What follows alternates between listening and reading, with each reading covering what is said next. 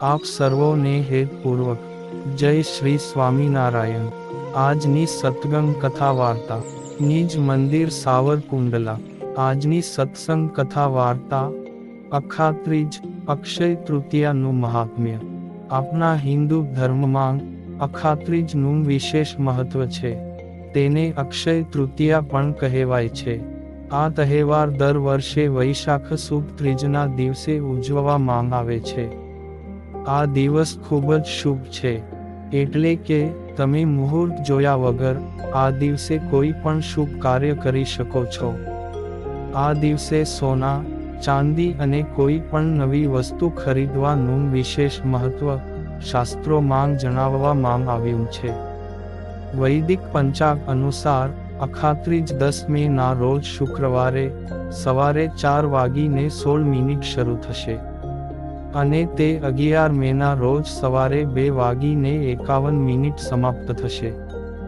જ્યોતિષની દ્રષ્ટિએ આ દિવસ ખૂબ જ શુભ છે, કારણ કે આ દિવસે સૂર્ય અને ચંદ્ર ઉન્નત રાશિમાં હોય છે।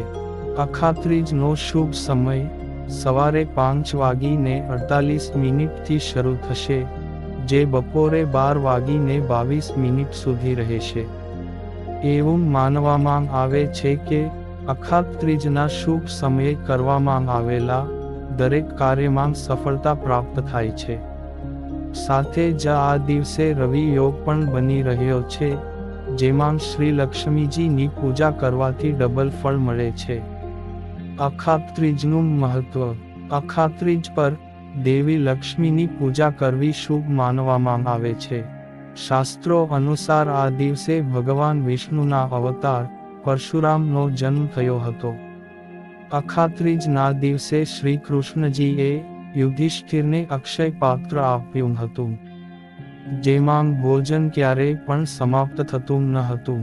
આ દિવસે દાન કરવાથી અક્ષય પુણ્યની પ્રાપ્તિ થાય છે। સાથે જ શાસ્ત્રોમાં આ દિવસને સદા સંપૂર્ણ મુહૂર્ત કહેવામાં આવ્યું છે, એટલે કે આ દિવસે લગ્ન, ગૃહ પ્રવેશ, વાહન ખરીદી, સગાઈ કે અન્ય કોઈ શુભ કાર્ય કરી શકાય છે। અખાત્રીજના દિવસે એકાક્ષી નાળિયેર, દક્ષિણાવર્તી શંખ અને પારદ શિવલિંગ ખરીદીને ઘરે લાવવા ખૂબ જ શુભ માનવામાં આવે છે। વળી એવી પણ માન્યતા છે કે ત્રેતાયુગ પણ આ દિવસથી શરૂ થયો હતો। એવું માનવામાં આવે છે કે આ દિવસે દેવી લક્ષ્મીની પૂજા કરવી પણ મહાપુણ્યકારી અને મહામંગલકારી હોય છે। આવો જાણીએ શા માટે અક્ષય તૃતીયા તિથિ વર્ષમાં ખાસ તિથિ છે। આ દિવસે શું કરવું જોઈએ? હિન્દુ ધાર્મિક ગ્રંથોમાં અક્ષય તૃતીયા ઉપરાંત દેવઉઠી એકાદશી, વસંત પંચમી અને બદલી નવમીને પણ સનાતન ધર્મમાં શુભ મુહૂર્ત માનવામાં આવે છે। અક્ષય તૃતીયા તિથિને દાન માટે અચૂક માનવામાં આવે છે। આ તિથિને ચિરંજીવી તિથિ પણ કહેવામાં આવે છે, કારણ કે આ તિથિનો કદી પણ વધઘટ કે ક્ષય થતો નથી। આ દિવસે દેવી લક્ષ્મીની પૂજા અને સોના ચાંદી, વાહન, મિલકત વગેરેની ખરીદી, દાન, તમામ કાર્યો અક્ષય રહે છે, એટલે કે જેનો ક્ષય થતો નથી પરંતુ ફળ પ્રાપ્ત થાય છે। જો તમે આ દિવસે સોનું ન ખરીદી શકો તો જબ ખરીદો। તેને શાસ્ત્રોમાં સોના જેવું જ માનવામાં આવે છે। આના કારણે ઘરમાં દેવી લક્ષ્મીનો કાયમ વાસ રહે છે। આ દિવસે પૂજા સ્થાન પર એક નાળિયેરની સ્થાપના પિત્તળ કે તાંબાના કળશ પર કરો। તેનાથી લક્ષ્મીજી અને નારાયણનો રાજીપો મળે છે। અને લોક માન્યતા છે કે અક્ષય તૃતીયાના દિવસે 11 કોડીને લાલ કપડામાં બાંધીને પૂજા સ્થાન પર રાખો। આમ કરવાથી તમારા ઘરમાં દેવી લક્ષ્મીનું આગમન શરૂ થઈ જશે। પરંતુ સાથે સાથે મહેનત કરવી પણ જરૂરી છે। અક્ષય તૃતીયા પર ભગવાન વિષ્ણુ અને માતા લક્ષ્મીની પૂજા માટેનો શુભ સમય સવારે 5:33 થી બપોરે 12:17 સુધી રહેશે।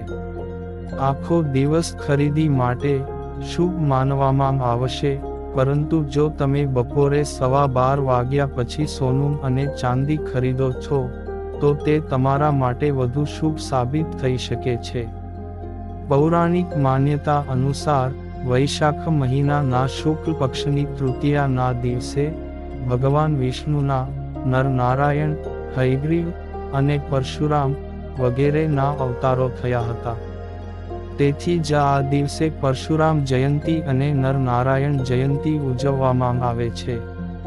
વળી આ પવિત્ર દિવસે વૈષ્ણવ તથા સ્વામિનારાયણ સંપ્રદાયના દરેક મંદિરોમાં ચંદનના વાઘા એટલે કે ભગવાનની મૂર્તિને અલગ અલગ ડિઝાઇન પાડી ચંદન ચર્ચવામાં આવે છે. અને ગરમીનો સમય હોવાથી બપોર પછી ઠાકોરજી જાગે ત્યારે ટાઢક એટલે વરિયાળીનું શરબત, શેરડીનો રસ, આઈસ્ક્રીમ તેમજ ફૂટનું જ્યુસ વગેરે અર્પણ કરવામાં આવે છે. આમ અક્ષય તૃતીયાનો જેટલો મહિમા ગાઈએ તેટલો ઓછો છે.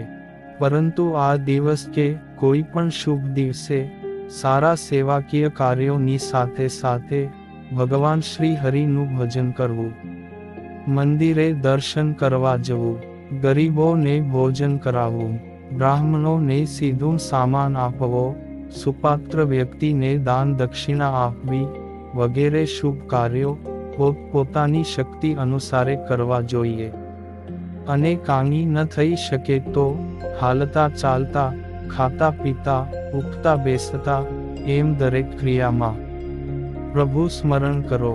અને તેના જેવો અક્ષય ઉપાય બીજો કોઈ નથી. માટે પ્રભુ ભજન તો અવશ્ય કરવું. બસ આજના દિવસે આટલું જ, ને વિશેષ સત્સંગ વાર્તા પછી કરશું. અત્યારે ભગવત નામ સ્મરણ સાથે આપ સર્વોને જય શ્રી સ્વામિનારાયણ.